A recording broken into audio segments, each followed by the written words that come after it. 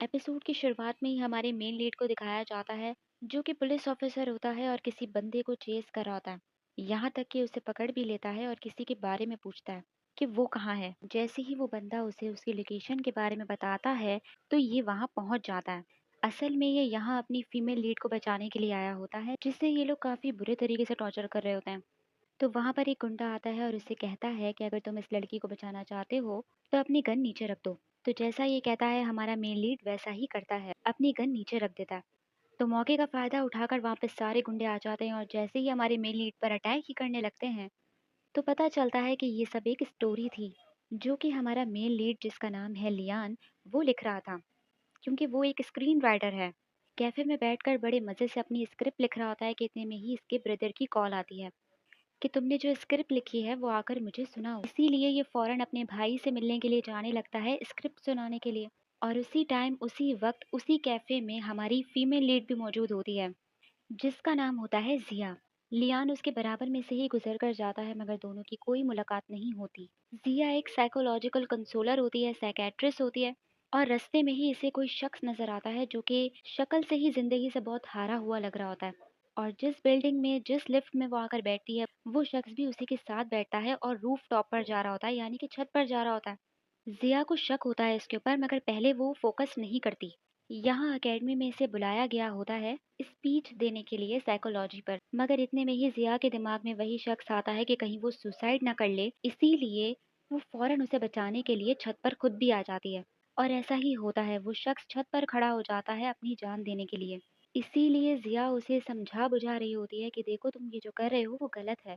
मगर वो शख्स अपनी जिंदगी से बहुत हारा हुआ होता है क्योंकि पैसों की इसकी लाइफ में कमी होती है, बीवी बच्चों को ये संभाल नहीं पा रहा होता है, इसके पास पैसे जो नहीं होते। सारे लोग इस शख्स को बचाने के लिए नीचे आ जाते हैं, ब्रेकिंग न्यूज बन जाती है।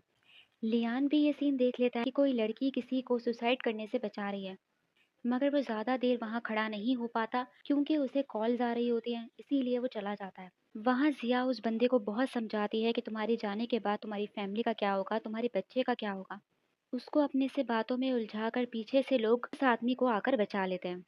लियान जब अपने भाई से मिलने के लिए आता है तो वहाँ इसकी दोस्त भी मौजूद होती है जिसका नाम होता है युआन। लियान जब अपने भाई से मिलता है जिसका नाम होता है जिया जियान और इसी के पास ये काम कर रहा होता है, इसे ही स्क्रिप्ट लिख कर देता है।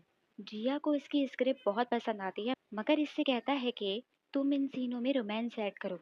तो लियान मना करता है कि इन सीनों में रोमांस की जरूरत नहीं है तो मैं इसमें क्यों ऐड करूं। इसी बात को लेकर इन दोनों की बहस होने लग जाती है। जिया कहता है कि हमारा क्लाइंट चाहता है कि इसके अंदर रोमांस ऐड हो, जाहिर सी बात है जब जब वो चेंज करवाएंगे तो हमें चेंज करना होगा। मगर लियान कहता है कि मैं किसी सूरत नहीं चेंज करूंगा, मैं क्यों अपनी स्क्रिप्ट खराब करूं। और गुस्से में जाने लगता है तो जिया उसे काफी रोकता है, काफी समझाता है।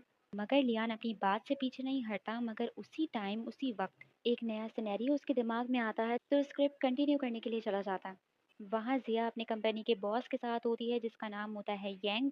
जिया कब से अपनी ये जॉब छोड़ना चाह रही होती है, रिजाइन देना चाह रही होती है, इसीलिए काफी बार इस यंग को कह चुकी होती है कि मेरी रेजिग्नेशन एक्सेप्ट कर लो, मगर वो करता ही नहीं है। हर बार टाल मटोल कर देता है क्योंकि ये चाहता ही नहीं है कि ये जॉब छोड़े। दूसरी ही तरफ लियान जब अपने घर आता है तो एक शॉकिंग न्यूज उसे मिलती है कि उसके जो मालिक मकान होते हैं वो उसे अभी और इसी वक्त घर खाली करने को कहते हैं क्योंकि उनका बेटा आने वाला होता है और वो आकर इसी घर में रुकेगा, इसीलिए रातों रात उसे घर खाली करने को कह देते हैं। लियान बेचारा परेशान हो जाता है कि मैं इस आधी रात को कहाँ जाऊंगा। वहाँ जिया अपनी किसी दोस्त से मिलती है जिसका नाम होता है जिन।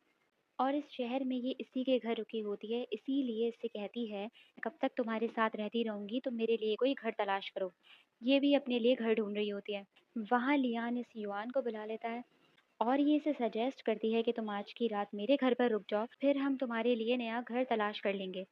ये सुनते ही लियान फौरन समझ जाता है कि तुम मुझे अपने घर पर छोड़कर फिर मेरे भाई के साथ जाकर रहोगी। वो समझ जाता है कि युआन के दिल में इसके भाई के लिए फीलिंग्स हैं, इसीलिए बहाने ढूंढ रही है उसके साथ टाइम स्पेंड करने के। वो भी हंस पड़ती है जिसका मतलब है कि ऐसा ही है, और लियान को अपने घर पर छोड़कर वहां से चली जाती है।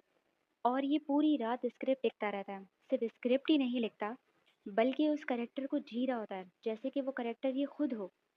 इसकी इसमें बहुत ही कूल पर्सनैलिटी और बहुत ही नॉटी वाली पर्सनैलिटी होती है, हमारी फीमेल लीड से बिल्कुल अपोजिट, क्योंकि वो सीरियस करेक्टर की होती है।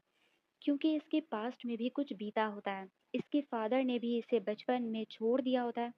ये अकेले ही पली बड़ी होती है। अब दूसरे दिन जिन जिया के लिए नया घर तलाश कर लेती है जो कि उसे बहुत पसंद आता है। मगर उस घर में एक रूम एक्स्ट्रा होता है, इसीलिए जिया सोचती है कि क्यों ना मैं इसे रेंट पर चढ़ा दूं, अपने साथ रूममेट रख लूं। वहाँ युआन लियान के लिए ही घर तलाश कर रही होती है, तो उसे जिया का ही इश्तिहार नजर आता है जो कि उसने अपने रूममेट के लिए डाला होता है।